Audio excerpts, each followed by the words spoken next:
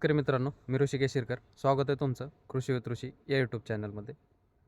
कांदा उत्पादक शेतकऱ्यांसाठी हा व्हिडिओ खूप इन्फॉर्मेटिव्ह असणार आहे, त्यामुळे व्हिडिओ शेवटपर्यंत बघा. शेतकरी मित्रांनो, तुम्ही जर माझ्या मागं पाहिलं तर हा जो काय प्लॉट आहे, तर याच्यामध्ये जी काही कांद्याची जे काय आपण रोप तयार केलेलं होतं, तर त्या रोपाची कांदा लागवड या प्लॉटमध्ये चालू आहे.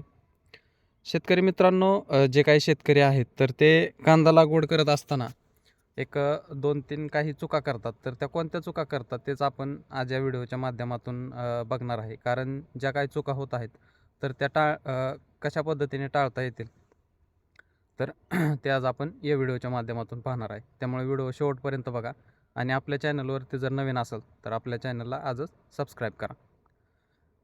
शेतकरी मित्रांनो, त्या चुका काय होत असतात, तर पहिली चूक म्हणजे जी काही आपण लागवड करत असतो, तर लागवड करत असताना जे काय आपल्याला जे काही स्पेसिंग आहे, म्हणजे जे काय आपण रोप लावणार आहे तर त्या रोपांमधलं स्पेसिंग जे काय आहे तर ते प्रॉपर पद्धतीने ठेवणं आपल्याला त्या ठिकाणी खूप महत्त्वाचं असतं. कारण शेतकरी मित्रांनो, याच्यामध्ये जर जे काय ह्याच्यातलं रोपांमधलं जे काय अंतर आहे तर ते जर जवळजवळ झालं तर ज्यावेळेस आत्ता ते आपल्याला लागवडीच्या वेळेस आपल्याला त्यामध्ये काय वाटत नाही.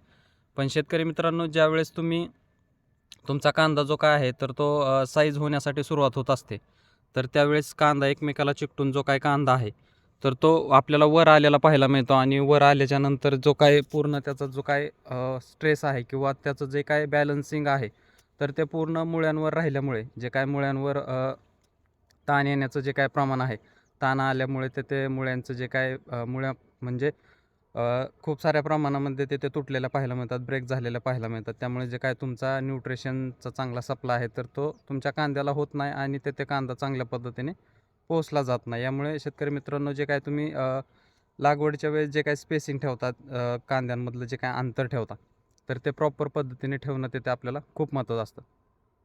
शेतकरी मित्रांनो, याच्यामध्येच दुसरी गोष्ट म्हणजे जे काय तुम्ही बेड काढता, तर बेड काढत असताना जे काय बेड आहेत तर ते एकदम सपाट पद्धतीने न काढता, फ्लॅट पद्धतीने न काढता, त्याला रीच कशा पद्धतीने म्हणजे त्याला एक चढ कशा पद्धतीने याच्याकडे लक्ष देणं खूप महत्त्वाचं असतं. कारण शेतकरी मित्रांनो, असं केल्यामुळे जे काय तुमचं जे काय तुम्ही तुमच्या पिकाला कांद्याचं रोप लावलेलं आहे त्याला पाणी वगैरे देत असतं, त्यावेळेस जे काय एक्स्ट्रा म्हणजे एक्स्ट्रा पाणी झालेलं आहे तर ते पाणी खाली निघून गेलं पाहिजे. आणि जे काय त्याच्या पाणी साचल्यामुळे जे काय दुसऱ्या बॅक्टेरियल ॲक्टिव्हिटीज म्हणजे जे काय फंगलचं जे काय याच्यामध्ये वाढलेले असतात तर त्या वाढू नये यासाठी आपल्याला ते काळजी घेणं खूप महत्त्वाचं असतं.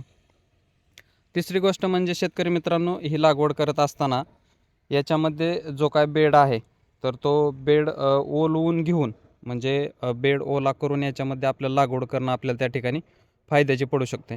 कारण शेतकरी मित्रांनो, विदाऊट म्हणजे न ओलवता तुम्ही ज्यावेळेस लागवड करता तर त्यावेळेस हा प्रॉब्लेम येतो की ज्यावेळेस तुम्ही रोप लावत असता तर शेतकरी मित्रांनो, जे काय रान आहे तर ते न ओलवल्यामुळे जे काय रोप आहे तर ते आपल्याला लागवडीच्या वेळेस मानेपासून जे काय आहे तर ते पिचकलेलं पाहायला मिळतात आणि रोप आहे तर ते त्या ठिकाणी डॅमेज झालेलं पाहायला मिळतात. त्यामुळे शेतकरी मित्रांनो, ज्यावेळेस तुम्ही लागवड करत असता त्यावेळेस तुम्हाला रान ओलवून घेऊन आणि रेषा मारून त्या ठिकाणी तुम्हाला लागवड करणं खूप फायद्याचं पडू शकतं. कारण त्या ठिकाणी तुमचं रोप जे काय आहे तर ते खराबही होणार नाही आणि जी काय लागवड आहे तर ती सोप्या पद्धतीने आणि चांगल्या पद्धतीने झालेल्या आपल्याला त्या ठिकाणी पाहायला मिळेल. ह्या ज्या काय 2-3 चुका आहेत तर त्या शेतकरी मित्रांनो तुम्हीही कशा पद्धतीने टाळता येतील याच्याकडे लक्ष देणं खूप महत्त्वाचं असतं. कारण छोट्या मोठ्या चुका असतात पण ते आपल्याला खूप म्हणजे खूप सारा तोटा त्या ठिकाणी करून जातात. त्यामुळे शेतकरी मित्रांनो, या चुका करणं चांगल्या पद्धतीने टाळता आल्या पाहिजेत. शेतकरी मित्रांनो, व्हिडिओ कसा वाटला हे कमेंटमध्ये नक्की सांगा आणि जर आवडला असेल तर शेतकरी मित्रांपर्यंत नक्की शेअर करा.